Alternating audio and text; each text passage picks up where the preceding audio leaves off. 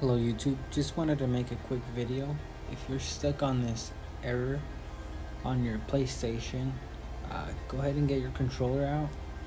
You're gonna need a USB cable, so go ahead and connect that to your PS4.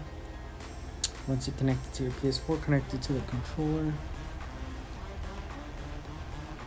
Once you have that connected, don't press the PS button. You're just gonna press X and it should restart. This whole process lasted about 2 minutes for me, almost 3. So just let it load. And this happened right after an update, which I will show in just a second.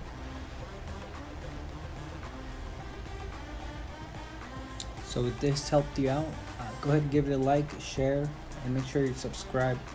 If you need any more help on your PlayStation problems, just go ahead and comment below. Maybe I'll be able to help you out. So here's the update that messed up the PlayStation for a second. Version 6.72.